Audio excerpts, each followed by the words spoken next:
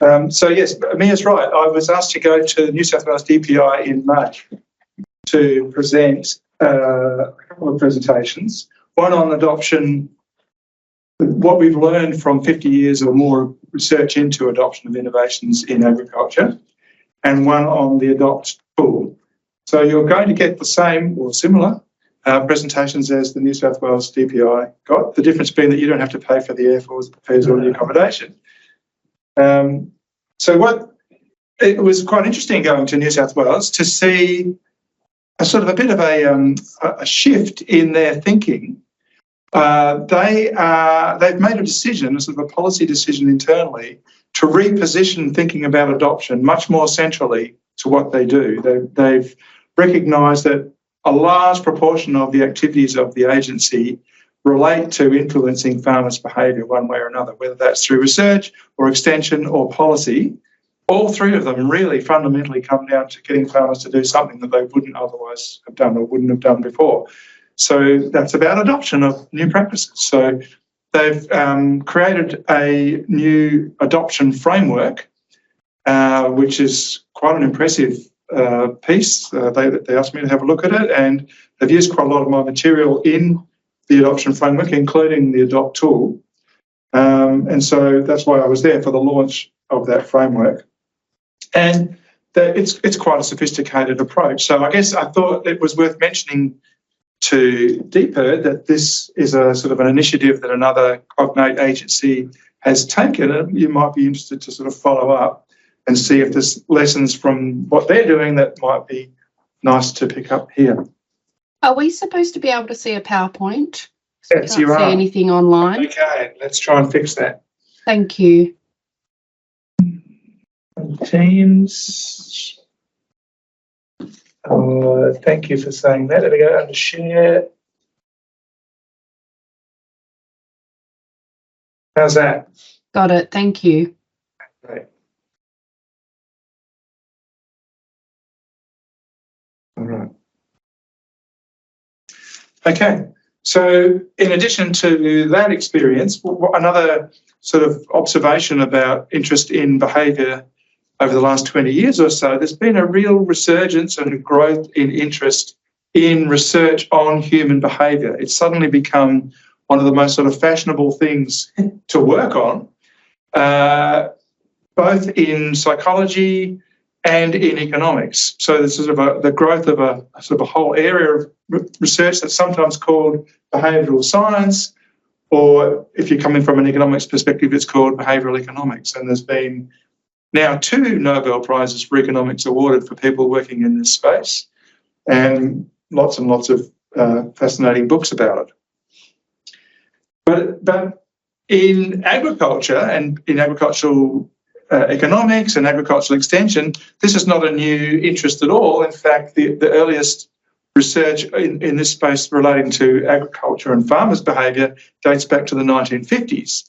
And since that time, there's been literally thousands of studies that have looked at this in a variety of ways, in different places, looking at different technologies and practices being uptaken. So the first group of studies, that's a graph from one of them, on adoption of hybrid corn in the US, and it establishes something very early on that has become a sort of a consistent trend, which is sort of a broad shape of the adoption process over time. So you can see sort of a sigmoidal shape. There's particularly the result for Iowa and Wisconsin and Kentucky, maybe.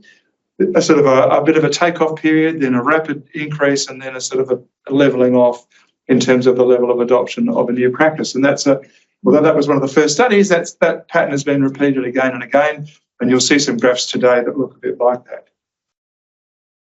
The majority of the studies that have been done use a statistical approach to study the actual adoption of practices that have gone out into the agricultural world, and some farmers have adopted them and some haven't, and it's happened over time.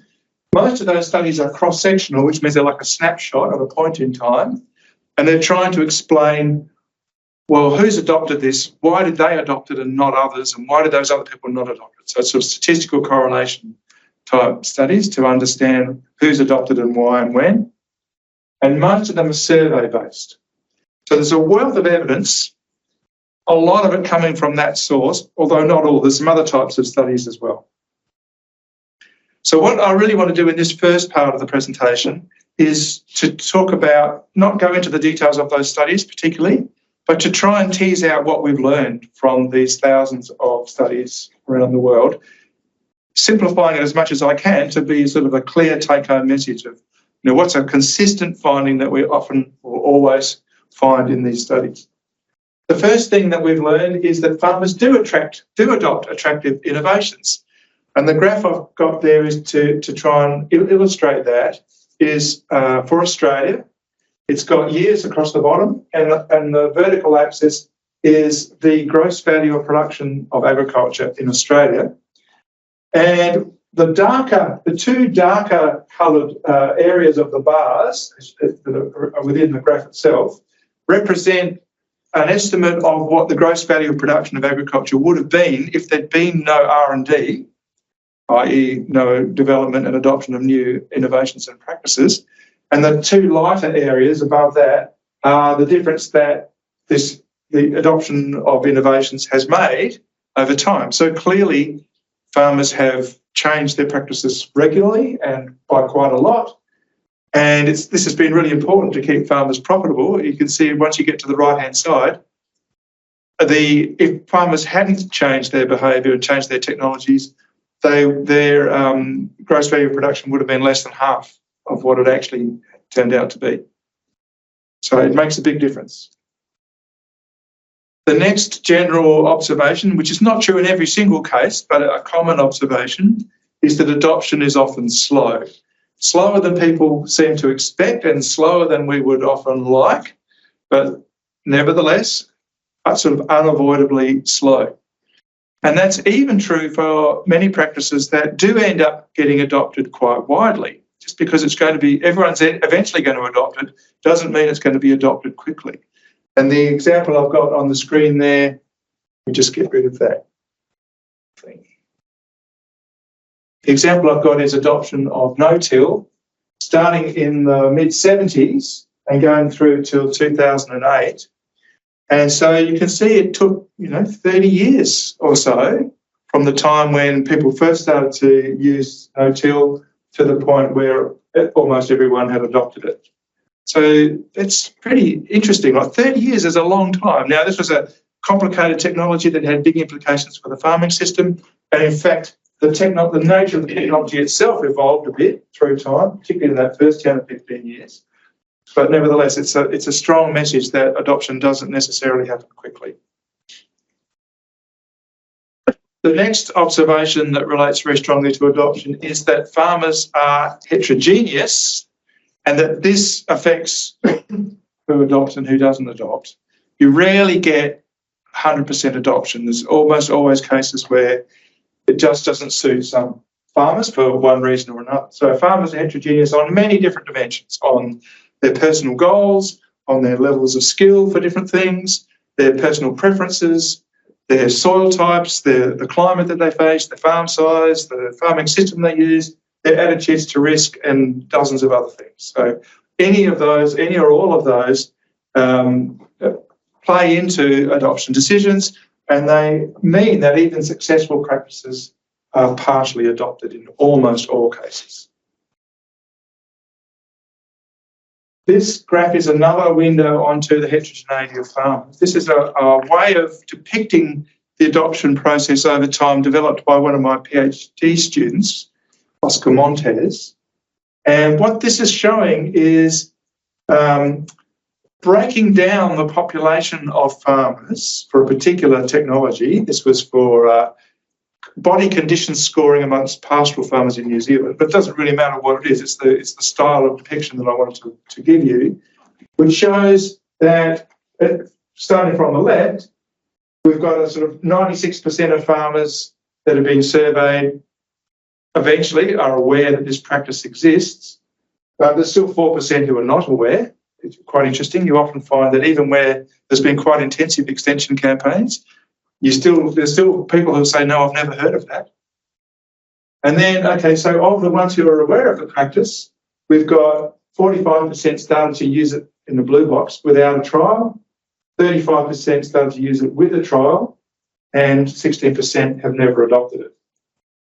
That's relatively unusual breakdown, actually. Normally, we find most farmers will trial it before they'll adopt it. So here's one where a lot of farmers went straight in without trialling it. And then on the right-hand side, the green and the yellow bits, we've got what have they done after that? You can see some people had constant or increasing use for more than 5 years. Some had constant or increasing use for up to 5 years. Some had decreasing use. Some never got beyond trialling. And some tried it and then disadopted it. So it just sort of shows you that adoption isn't a simple thing. It's not like amongst a population of farmers, they're in all different phases. They're in all different places. They're thinking different things. Some have committed. Some are still thinking about it. Some have already rejected it. Right? So that was a really nice way of sort of laying out the different places that farmers can be in a population. And then a slightly different version of the same thing. The bits on the left are the same as the right-hand side of the previous graph, but the bit on the right this time is showing intentions. So you can see 6% of farmers intended to increase their use compared to what they were at that particular point in time. 61% were going to remain at the current level. And then you've got, people who might haven't yet adopted but might be interested, and people who are not interested. So a really helpful way of trying to sort of break down the population. It really helps you see what the opportunities might be, right? From this you can tell, okay, there is actually nowhere to go in some cases. Or, oh, wow, there's that group of farmers we could target and really try and achieve higher adoption. Okay, so the next thing I would say, changing tack a bit, in terms of a way of thinking about adoption, I find that it's a very useful mindset to have is to think of adoption as a learning process. And different researchers have sort of tried to break down the adoption process and the learning process in different ways. I've got a list of sort of headings there that is one way that I like, but there's variations on this theme. But typically, a new practice has to be discovered initially. So there's a point in time where farmers become aware that it even exists, that there is a problem they need to solve or an opportunity to do something better than what they're currently doing. Typically, then they'll go into what I'm calling non-trial evaluation. So they probably won't rush into doing it. They'll try and collect some more information to make a decision about whether it's worth trialling. So they're evaluating it, but not by trialling it. They're talking to their friends. They're talking to their consultant. They're reading stuff in farmer newspapers and magazines. They're trying to sort of get a sense of, okay, does this look good or not? Is this likely to work for me? If they come out of that thinking, yes, it does look pretty good, it's worth a try, they'll mostly go into a trial, usually a relatively small-scale trial on the farm. Whether that's possible depends on the nature of the technology. Some technologies, you can't really do that. It's all or nothing. But for something like adopting a new wheat variety or something, you can sort of trial in an area to see if it's actually working. Then, if that seems to be successful, if the technology or the practice looks good, having done that, they'll move into adoption, or they might not. They might say, no, I don't like it. I'm not going to go down that road.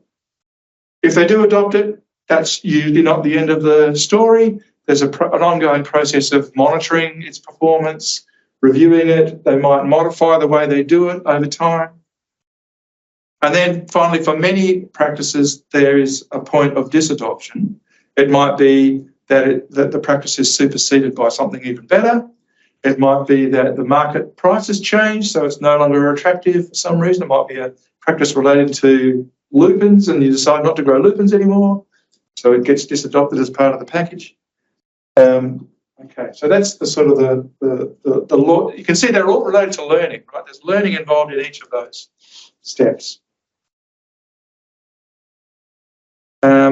And so I talked about trialling in there, and trialling is a particularly important step in most cases. And so I'll talk about trialability. So trialability is about how easy it is to get over the learning hump. How easy is it to get from a situation where you don't know much to a point where you know enough to make a decision? And as I've sort of already indicated, that's a bit variable. For some types of practices, it's easy to trial. And once you do a trial, it's easy to learn from the trial. You can see the result, you can interpret the result fairly easily, whereas that for other things, neither of those things could be true. So is it trialable at a small scale? Is it something that's expensive to trial? How complex is it? If it's a really complex technology, it might be hard to interpret the results when you try it. Is it working, or is it just that I didn't do it properly? Is it similar to things you're doing already? Right? If you trial a new wheat variety, it's very easy to interpret the results because you know about growing wheat and you can compare it to your other wheat. But if you do something, a new type of, if you're a cropper and you suddenly start planting trees and you've never done that before, much more difficult to interpret what you're seeing. Are those trees growing well? I'm not sure. Never done that before. Hard to, and maybe the results will be some distance in the future anyway. So much more difficult to sort of learn from that sort of trial. The visibility or detectability of results, is it something to do with groundwater or subsoil constraints? You can't easily observe those. Harder to learn from, perhaps. And then things like the educational level of farmers and the advisory support that's available to them all sort of feed into how easy it is to learn about the new practice. Then the other factor that's equally important, perhaps even more important in the long run, is the relative advantage, which basically just means how good is this practice compared to what it replaces or compared to what you would have done if you weren't doing the new practice. And a lot of the research sort of focuses in on these variables, trying to understand what it is that makes a practice adoptable. And it's sort of two broad categories, broader groups of variables come into play here. There's the things related to the practice itself and things related to the farm family. Okay. So how profitable is it? How risky is it? How much does it cost to adopt? Is it difficult to is there expensive machinery to buy? Usually. Again, how complex is it? Complexity can be a cost in itself. Does it have environmental benefits or perhaps environmental costs? And how easy and convenient is it to use? With the growing size of farms, most farmers don't have time to muck around. They want something that's easy and simple and work without sort of upsetting their farming system and taking up heaps of their time. And then on the farmer characteristics side, I said how profitable is the practice, but also how profit motivated is the farmer? Is it a particular focus of the farmer? How risky is the practice, but how much does the farmer care about risk? And the evidence is that there's quite a lot of variation. Ms. PhD was on this. How much variation is there in the risk attitudes of farmers? Some care a lot about avoiding risk, and some don't care at all. And there's even a few that actually enjoy taking risks. So there's that. Some farmers are very pro-environmental, so they would care more about practices that generate environmental benefits. And then there could be family goals that sort of interact with these other ones as well. So there's a lot of factors that could influence the attractiveness of a practice. And one thing I'd like to emphasise is that both the innovation and the adopters matters. And adoption really depends on matching those up, finding an innovation that matches up with the requirements and goals of the potential adopters. Right? So relative advantage depends on both. And I guess I've just already talked through those on the previous slide, those examples. Then there's a group of social or cultural factors that sometimes come into play as well. So this is issues related to communication, trust, the credibility of the information source, that sort of thing. And so these are affected by things like the strength of social networks in the farming community. They do vary quite a lot in different countries and in different regions.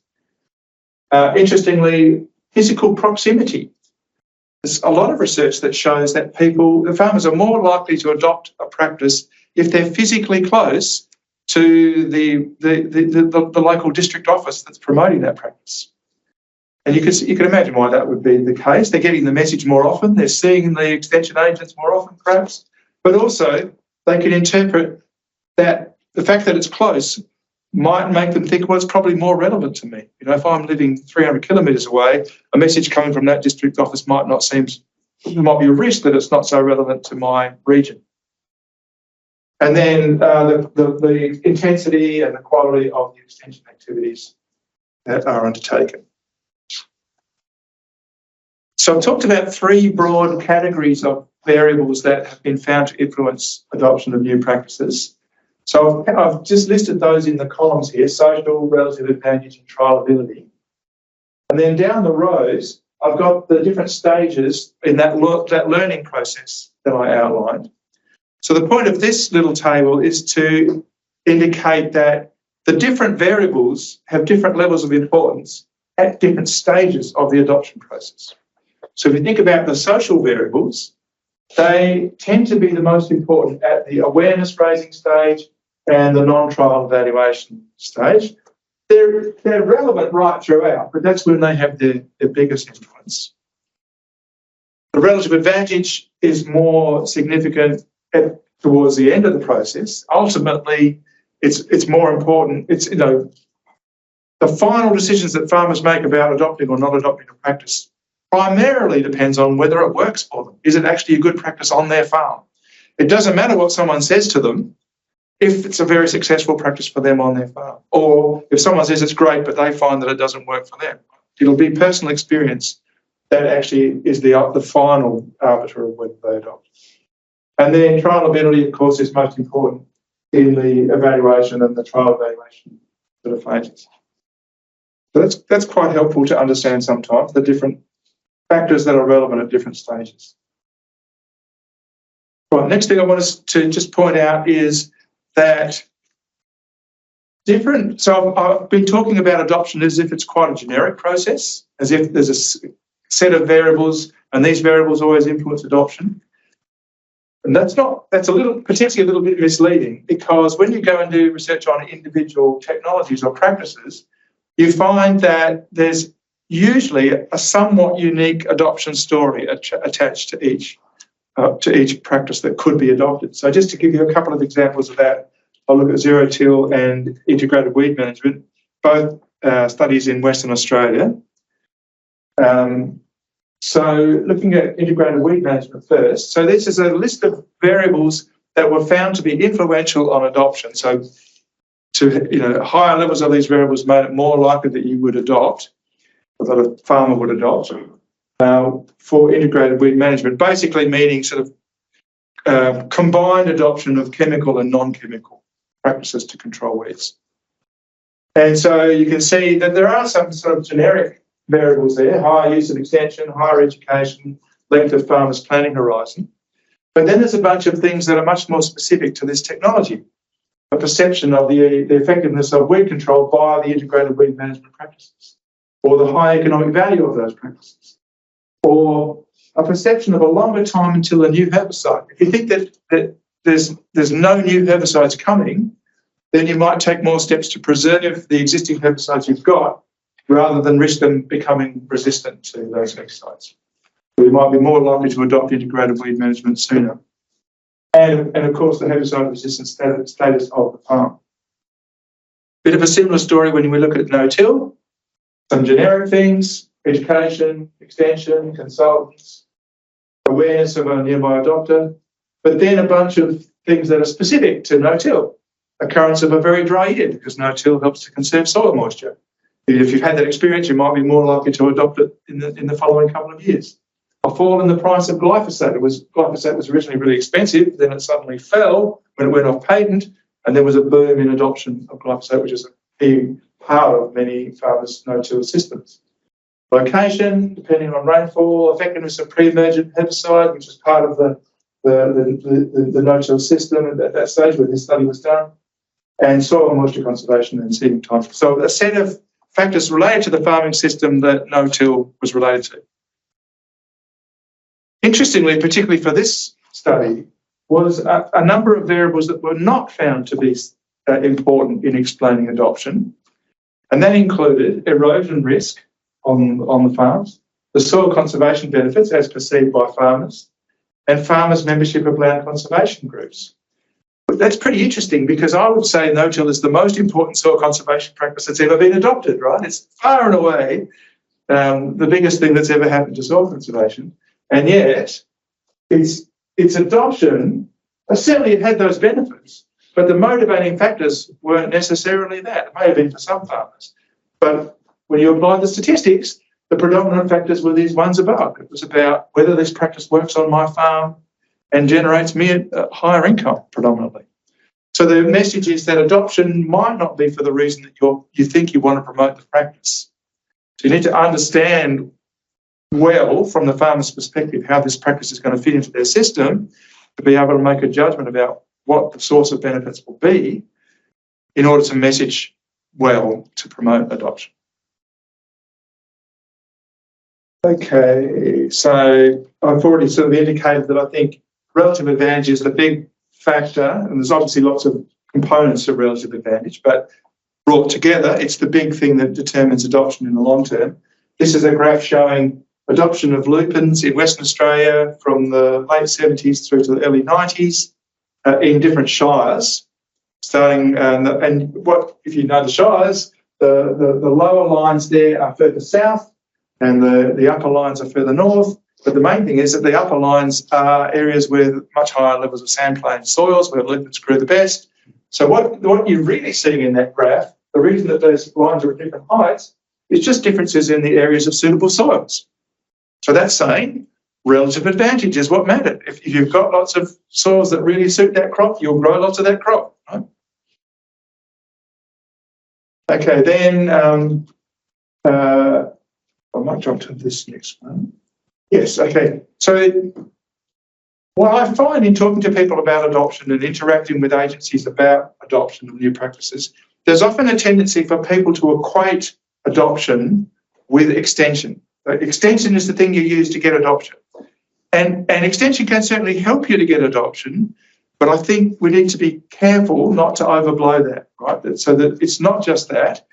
And you can't necessarily rely on extension to give you high levels of adoption if the thing you're promoting isn't adoptable in the first place.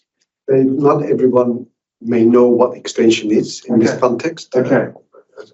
Okay, so well, go on. You can tell what you describe what extension is. Well, extension, in the way you mean, you are referring to is private or public institutions reaching out to farmers to promote a certain technology for the betterment of the farmers' welfare. Yeah, that's good. That's good. So there hasn't been all that much high-quality research done on the effect of extension, but my team did a little bit of it. And going back to that lupin graph that I just showed you, what we found was that and then there was a very extensive extension campaign around lupins, getting it uptaken at that time. But what we found, to the disappointment of some people, was that the contribution of that extension campaign was to bring forward in time the adoption a bit, a couple of years, not to increase its ultimate level. So this is sort of consistent with my earlier story that ultimately it's relative advantage that drives final adoption, but extension can contribute to accelerating adoption. All right, so I'm just looking at the time. I need to move on a little bit. Let me just talk a bit about the policy relevance. So I started off saying, well, I've already also just mentioned that it's not just related to extension. Interest in adoption is highly relevant to evaluation of policy. So Amir introduced me by saying this is important in benefit cost analysis. So that's true. Evaluating policy options or program options. How much behaviour change will there be if the policy or the program or the project's put in place? It's very relevant to research prioritisation. So thinking about adoption at an early stage of planning research directions is a really important thing to do. It helps you target agricultural research where it's most likely to generate results that will be taken up by farmers. And of course, extension planning as well. What targets for extension are most likely to lead to additional adoption? Okay, now I'm going to sort of jump a little bit. I'm just conscious of time here. Jump a couple of relatively technical issues. I want to finish this general talk about adoption and then have a few minutes for questions, and then we'll go on to look at the adopt tool. So I guess I hope I'm trying to make a case in talking about the role of adoption in those three different areas. Trying to make a case for the importance of having an adoption mindset in an agency like DPIRD. I think it's really critical to maximise the effectiveness of the agencies to think about adoption in a rigorous systematic way in not just in extension, but also in research and policy. And we should be asking ourselves some hard questions like, is the practice adoptable, or will the practice that I'm thinking of developing be adoptable? Which farmers are likely to adopt it? How much adoption is likely? What would it take to get it adopted if it's something that farmers aren't going to adopt spontaneously? Okay, so adopt can help answer some of those questions, as we'll see in a bit. So just to wrap up this first section, this sort of high-level skim over a lot of issues around the lessons from adoption research, some conclusions. So we've seen that there are various factors that can influence farmers' behaviour, social factors, relative advantage and trialability. I've shown you that despite an appearance of some generic factors, in addition to that, each practice has its own adoption story. I've argued that an ability to predict adoption can help with targeting effort and the design of programs and policies. I've argued that we need realistic expectations because not all practices get adopted, not everyone adopts, and adoption takes time. And I've just pushed the idea of trying to adopt an adoption mindset. Right, so let's just pause, see if there's any questions there before I go on to the next bit. I think Janet's first and Corinne next. No, I'm just interested, when you were talking about the fact that at any one time people are in those different stages of adoption, would you therefore recommend that we find out a bit about if we're promoting a practice where people see, or just be aware that at any one time people are in different stages? So at least be aware. That's easy to do, to be aware. I guess there's always a judgment call as to how much it's worth investing in the details of the information to inform a decision or to design a strategy or something. I guess what I would say is that surely it's worth doing at least once or twice, right, to see what you can learn from it and to give you sort of a sense of the nature of that result in your target audience, right? That was the New Zealand farmers for a particular practice might be totally different in West Australian horticulture. You'd have to go and look at that to get a sense of the nature of the breakdown. That'd be one bit. The other one would be if there's something that's really critical, there's a particular innovation that, the department's made a judgment. This is absolutely a game changer for agriculture in West Australia. We really need, to get this adopted as far and wide as possible, as quickly as possible. Then it might be worth investing in some serious analysis of where people are, what they know. And that might be just part of what you do. Sometimes, farm consultants can be a ramp to that, an efficient way of discovering some of that, not all of it. Yeah, that's right. People who are on a daily basis interacting with farmers, like consultants, would be a good shortcut to getting an initial perception of what the current farming community, where they're at, where the farming community is at.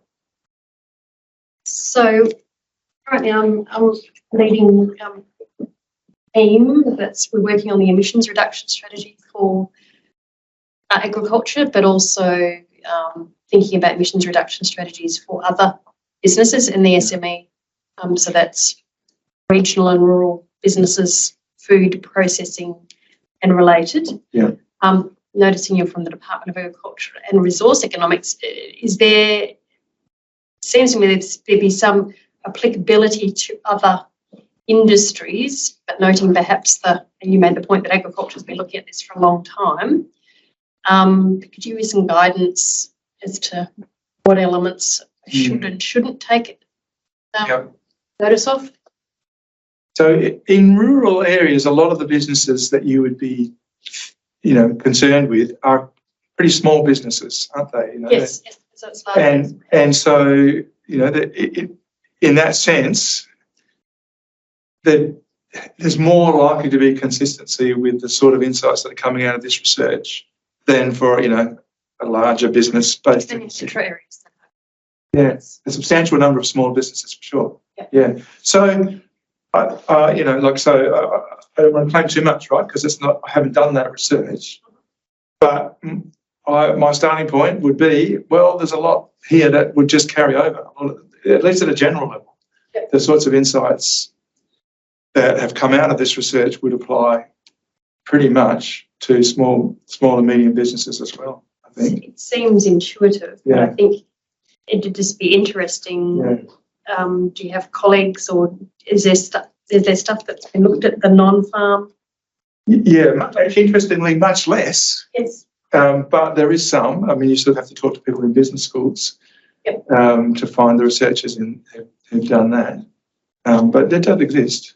And a lot of the the behavioural economic stuff is trying to reach a whole variety of people, consumers as well, or just householders. But yeah, some of it's in targeting small businesses. Dave, can you speak to the nexus between things that get marketed to farmers or profit gain of people who are selling them technology, machinery, say for money, minimum tillage, or weed management, chemicals or whatever, and adoption? Because sometimes they can prevent adoption because they don't want to lose market if the adoption of something is going to be displacing their product, and advisors are earning money from, say, Elders or some other company like that selling lotions and potions that maybe did adopt it because farmers might take on, say, integrated weed management things, or minimum tillage with glyphosate and all that, where the marketing could actually create the force behind adoption.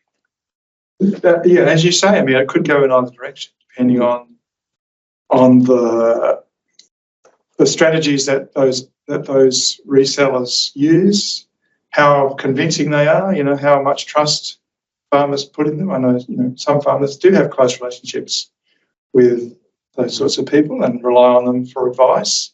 So you could imagine, having an effect in either direction, promoting or inhibiting. So has anyone looked at that sort of space? Just from the chat says, can we repeat questions? As Janet's question was a bit broken up. Okay. So, and I'm just asking if there's any questions from people as well. Yes, thank you. Sorry, I wasn't thinking of that. We'll do that in the future questions. So yeah, I don't have a lot to add. I think you actually said it well. I think you're right. They have a role. They have an influence, a greater or lesser influence on different farmers. And yes, it could go in either direction depending on their message and their influence.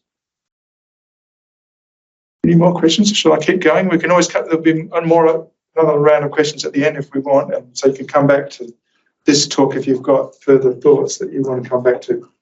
There's a question from Theodore, or maybe it's a statement. It seems to me one of the issues for research and policies is to ensure that drivers of choice in those areas are not always linked to farmer needs nor relative advantage. A driver is publish research, something new, or meet ministers' policy push. So how to influence this agenda? It's certainly true. I'm not quite sure of the point that you're making, but it's certainly true that many things that agencies would like farmers to adopt are difficult to get adopted, if that's the sort of line you're going to. Or where the government are coming out with a policy push, but it doesn't link to farmers' needs or relative advantage. Yeah, so, I guess that the start of that, or maybe it wasn't the start, but an example of that was sort of when Landcare first came on the scene. Some farmers embraced it greatly, but others were relatively resistant. And, there's policies all over the world to try and promote adoption of more sustainable farming practices or farm practices that reduce water pollution on the Great Barrier Reef. And history says that if they are not in line with what farmers perceive to be their own best interests, which they're not always, then they're really hard to get adopted. And you can't, and you won't change that by extension. That's absolutely true. It means you're going to have to do something else. So in different parts of the world, people pay a lot of money to get farmers to do things. Like, so the Americans pay huge amounts of money to farmers and under a number of programs there. They regulate like in Denmark. Or they regulate like in some parts of Europe, or like they're just starting to do on the Great Barrier Reef. It's pretty gentle regulation so far, but there's a start. So, yeah, exactly. That's the other option. You know, you're going to pay or you're going to regulate. Either way is costly, right? So they have different sorts of costs, but they're both costly. And so, yeah, that's if it's not a practice that is spontaneously attractive, then those are your options, really. David Bicknell has chimed in, and sorry, that was Theo Navin. I didn't realise it was Theodore N. I didn't recognise who that was. So David B, which is Bicknell, extension in my book includes regulation as an option in all market-based instruments. Well, then that's just semantics, right? Okay. We can call it what you like. That's fine. Okay. Nothing else. Yeah. All right. So let's move on.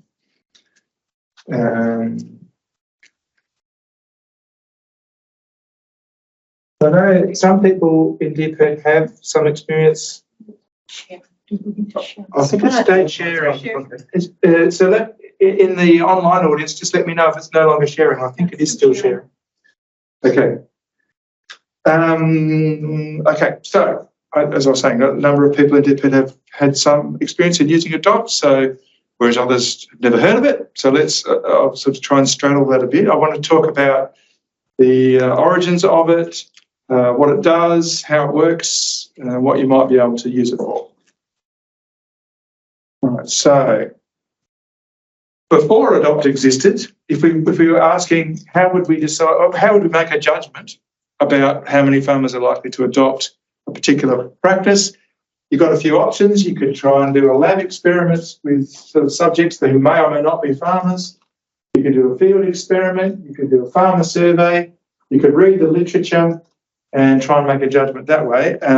A group of us who'd been doing research on adoption or been actively involved in extension felt that we could do better than those options. And so we developed a tool called Adopt, the Adoption and Diffusion Outcome Prediction Tool. The motivations were to make adoption and diffusion considerations more available and understandable and applicable. You don't have to read the literature. It's already sort of synthesised and included in the tool.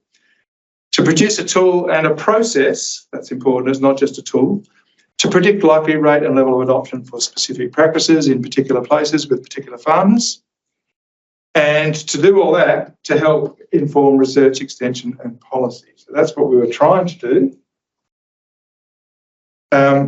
Given that I've already said there were thousands of studies in adoption, it's what you could easily wonder why this still needs doing. I think the main reason is that a lot of that, often that massive body of research is ignored.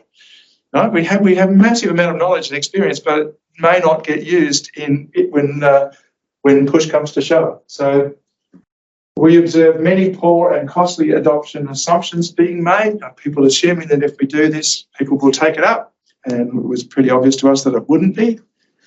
Unstructured guesswork about adoption is probably the most common way it's done by people who are not researchers in adoption, I mean. That there is a vast literature and a lot of understanding but relatively little effort previously to apply it to prediction. Specifically to prediction, I mean. Prediction is what we're trying to do here. So the Adopt team there were 6 of us initially from different parts of the country and different agencies. It's interesting that there were 2 DPI, it wasn't called DPI back then, 2 DPI people on the team and 1 ex-DPI person, me. I worked here for 7 years. So DPI's got a big stake in this tool, actually, in its development. It was a multidisciplinary team, rural sociology, farming systems, ag economics, extension, so lots of a variety of expertise brought to the table. And half the team had been farmers or still were farmers at different points in their career. So they had a lot of the insights into actual practical farming, not just the research. So this started back in the mid-2000s with a lit review that some of you might have seen. I've given a copy to Hawaii if people want to get a copy of this paper. available through her, so that's shown on the right, which was really trying to stitch together everything we knew about adoption. And then we ran some expert workshops to start the development of Adopt. We had a beta version. We did validation processes. We ran workshops across Australia. And we were very happy to see that this was rapidly adopted. It had high relative advantage. So it was adopted quickly. It's now used in hundreds of organisations by thousands of people. And we're still working on it. Still trying to develop new and different versions for different contexts. I showed this graph already, and the reason to show it again is to sort of illustrate what Adopt will actually do. The question it answers is, how high off the ground is that line going to be for this practice? So what will be the peak level of adoption for a particular practice that isn't yet adopted? And how long will it take to get from wherever we are now, wherever that is, to the point where we've achieved peak adoption? It's pretty simple, just two questions, that's all we're trying to do. It's really hard actually, but that was the idea. So some things, as I've already said, some things are quite slow to adopt. So this is adoption of narrow windrow burning in Western Australia and South Australia. You can see it's had a it starts in 1990, the graph ends in 2015-ish. And, it just took up ages for that technology to be taken up, whereas something else like a new wheat variety can be adopted really quickly. It just slots straight in. And in fact, in that graph, you can see it had already started to be disadopted because the next variety had come along, right? So they go in and out of those ones really quick. Okay, what does Adopt do? It predicts adoption and peak adoption in time to peak. It deals with populations. It's not trying to make a prediction about the adoption of a practice by an individual farmer. It's by a particular population or a group of farmers in a certain location. It's not attempting to include all factors. It's pretty comprehensive, but when we reviewed the literature, we felt that there were some variables that we couldn't include because the evidence wasn't consistent enough, or the results weren't predictable enough, or the effects weren't substantial enough. So we just left them out, just to simplify it to some degree. And it also doesn't, a limitation, or a couple of limitations, it doesn't attempt to predict some of the dynamic processes that affect adoption. So, for example, it doesn't predict disadoption at all. It stops at the point of peak adoption. That's the end of the prediction. And it also doesn't predict some of the underlying changes that could go on while adoption's happening. So it doesn't, there could be changes in prices in the middle of that adoption process that make a difference. So we're unable to predict that and build that in, right? We assume the conditions are constant for the period that we're predicting over, which may or may not be realistic in certain cases. One of the things that we came up with that I really like in Adopt is this adoption quadrant, where we broke down all of the variables that we wanted to include into 4 blocks, 4 groups, depending on whether they related to learning about the practice or the relative advantage of the practice, and depending on whether they related to the population of potential adopters, farmers, or the innovation. So there's factors that you could say relate to the ability of the population to learn about the innovation, factors that are about how easy it is to learn about the innovation. Is it something that's very visible, you control on a small scale? Factors that relate to the outcomes that potential adopters care about, and factors that relate to whether this practice will actually provide those outcomes.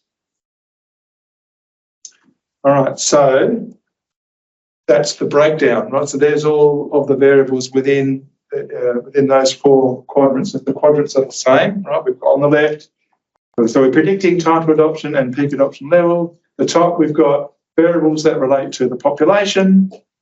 Bottom is variables that relate to the practice. The left is about learning and the right is about relative advantage. And there's a lot of factors in there. I'm not going to talk you through them. There's a detailed paper that I've also given away that describes this in some reasonable depth if you want to dig into it more. So I've already talked about that. I'm not going to talk about that again. So this gives you a little snapshot of what Adopt looks like. There are 22, just go back and say one thing. that you can see there are 22 white or pale coloured boxes that are numbered, each of which corresponds to a question in the adopt tool. So you asked a question about that thing, you provide an answer, and it will influence the predicted peak and the predicted time. There's also some other areas here, so some blue boxes, networks, farmer skills and networks and skills, awareness score, trial ability, and so on. So those are sort of variables that are influenced by other variables, the ones that you've answered the questions about, that then feed into the final predictions.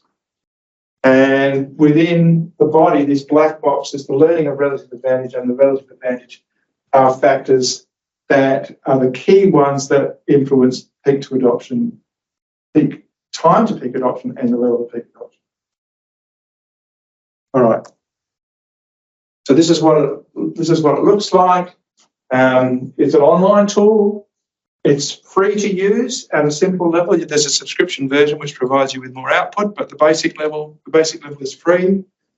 On the left-hand side, these green check circles indicate the different sort of parts of the questions, the groups of questions that get asked.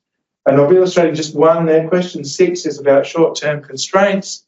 And this is sort of just an example of the way that the type of approach that is taken when the questions are asked. What proportion of the target population is under conditions of severe short-term financial constraints? And mostly it's a 5-point scale that we're responding on, like almost all through to almost none. So it's not complicated, right? It's relatively simple. Although because we're asking so many questions, it becomes quite sophisticated in a group. But each individual question is quite simple. We also ask you to record your reasoning for choosing that response. I said we've done some validation. These are the validation graphs that are included in the published paper. So you can see we've got a number of different technologies. Now, you can imagine this was a bit tricky, right? Because we were trying to validate adopt against some real data. But for there to be real data, it has to be a practice that's already been adopted. So how can we predict adoption of a practice that's already been adopted? So what we had to ask, we pulled together teams of specialists who had been involved in that practice, either research or extension, back in the day at the time when it was released, and ask them to put their minds in that sort of place. Think about what you knew at that point in time, and what would you have answered how would you have answered these questions? And then we made a prediction based on their answers to the questions. And having done that, we've got a very high correlation between the predictions of adopt and the actual measured levels of adoption. That's not a foolproof approach. It's the best we could come up with. You might have reservations about that as an approach. I do, but it at least gives you some indication that it's doing something that's broadly okay. Since then, it's been used literally thousands of times, and what's really interesting is that we almost never get someone coming back and say that's just not plausible. It's come up with a stupid prediction, or applying it to a real technology and saying, well, that's not what happened. So it seems to work fairly well in quite a range of different contexts. If you want to use adopt, it's relatively demanding, I would say. It asks a lot of the people who use it in terms of the knowledge that you've got to bring to it. Right? You need to set it up before you even start answering the questions. You need to be clear about which population of farmers you're thinking about or you're going to try and predict adoption for. And for different groups of farmers, you'll probably give different answers and it'll be a different prediction. Right? So be clear about which farmers you mean. You've got to be really clear about what the practice is. That sounds like saying something completely bleeding obvious. But it's amazing how often I deal with people who are trying to use it and I say, well, what are you trying to predict? Well, I'm not really sure, It could be this. You've got to decide, right? What is it you're trying to predict? And then some knowledge about the farmers, the practice itself, the farming system, and the economics of the practice in that farming system is all pretty helpful. I guess again, this is where you might find a family farm consultant or 2 or 3.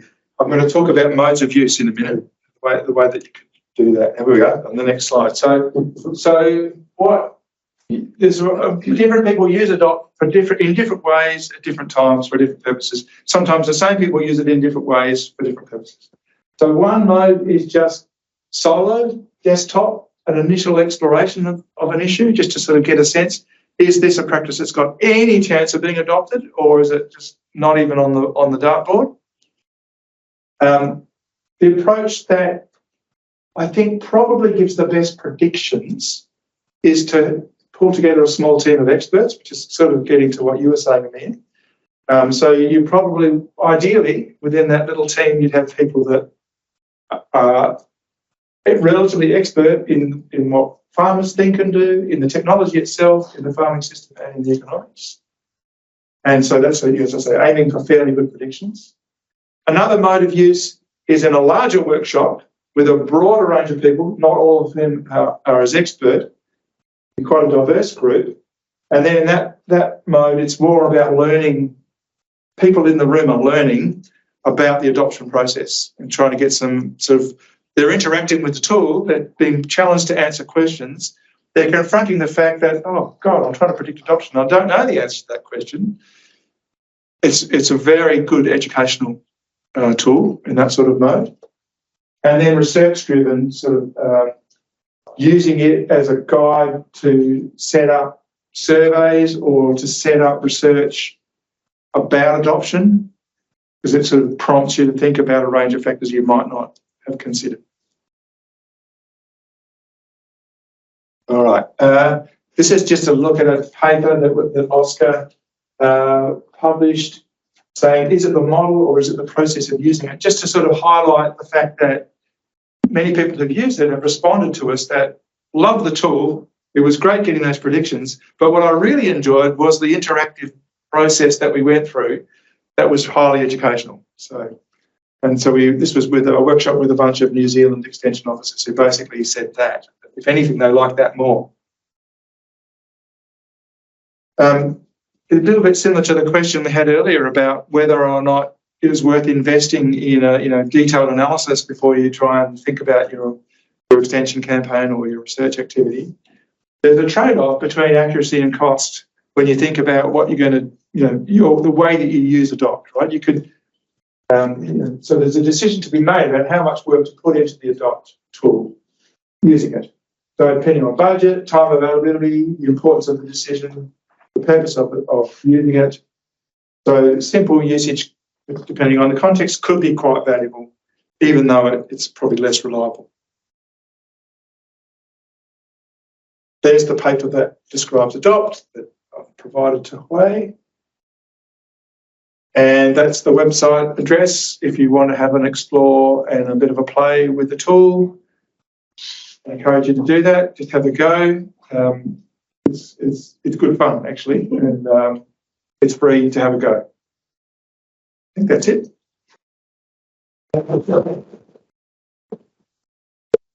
Any questions about Adopt? or harking back to adoption more generally if you want to. Anyone, any questions online? I'm just asking them that. If so I guess again, application to non-farming enterprises, would it work? It's being calibrated to farmer data, so I would not stake much on it working for non-farmers. But interestingly, we've had a couple of approaches from people wanting to use it in a non-farm context, like in an urban context. And I think so. They at least benefited from that sort of educational sort of process, right? That there's a whole bunch of things we should think about here that we weren't thinking about. That generated value. I wouldn't stake much on the actual predictions that come out of it in a non-farm context. So even if SMEs, that's you specifically looked at farm, there are farm drivers at the back of this system. that can be fed. I'm struggling. You can see I'm struggling to answer the question because I just don't really know. And just to be rigorous, I should say we haven't calibrated it to other types of potential predicted or populations. So I would be irresponsible to say that I think it will give you good predictions. It will give you a prediction. Maybe we could do is use it and then see what happens. Yeah, and then Feel free. Well, maybe if it was used by someone who knew something about business, Or that particular type of business. so that particular type of business, but they were willing to stretch their mind and say, well, it's asking this in the context of farmers, but what would that look like in our context? And there might be some answers. There might be some of the questions. Not all that many, but there'll be a few where you think, oh, that's just not relevant. So that's very farm specific.